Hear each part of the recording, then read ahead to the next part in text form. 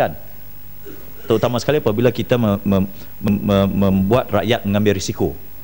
Jadi saya mohon penjelasan tahap Australia itu daripada mana, ataupun sesuatu yang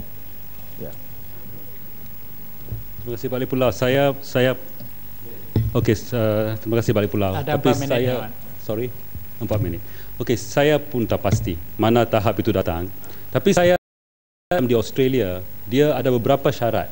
Ini kilang mesti diadakan di tempat desert, di mana paras surface water, air dalam bumi itu 10 kaki di bawah paras tanah, di mana hujan kurang daripada beberapa, jauh daripada sungai. So ikut itu pun penempatan dia di gebeng itu, di pit soil lah, itu tak tempat yang betul lah. So saya khawatir memang itu rare earth yang mereka keluarkan, bagi itu berharga lah, bernilai lah, saya tahu. Tapi is it something yang kita mau gadai kesihatan orang kita di Pahang? Ya, dan juga bukan saja itulah, ada kemungkinan jika gebeng itu mula di situ, pelancongan di Pahang, orang pun takut nak beli bahan tangkapan ikan daripada Pahang, orang tak mau beli. Sayur-sayur di Pahang orang takut nak makan. So saya rasa ada banyak kesan, walaupun kita dapat 300 orang dapat kerja, dan mungkin kita dapat foreign exchange, tapi ada kemungkinan kerugian kita segi ekonomi pun lebih tinggi daripada apa kita dapat daripada ini. Dan saya mau tanya Perdana Menteri, apakah halangan? Adakah kita sudah buat satu kontrak? Jika kontrak itu berdasar pada fakta yang salah, jika pihak Lynas menipu kita, mengatakan ini tak radioaktif semua, dia tipu.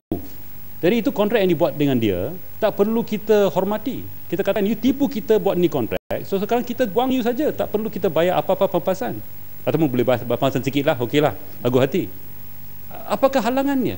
Kenapa kita mesti teruskan? Adakah tak ada kilang lain ke, industri lain ke?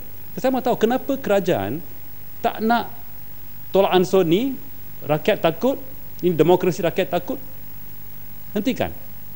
Bukan saja orang di Pahang saja, orang di Ipoh juga dulu, Bukit Merah, faktori yang sama.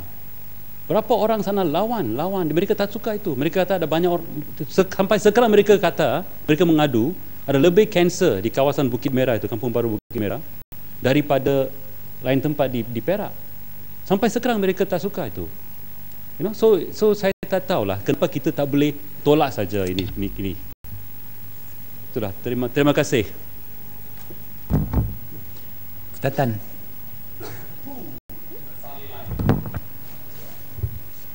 Terima kasih Datuk yang di-Pertua. Saya bangun untuk turut bersama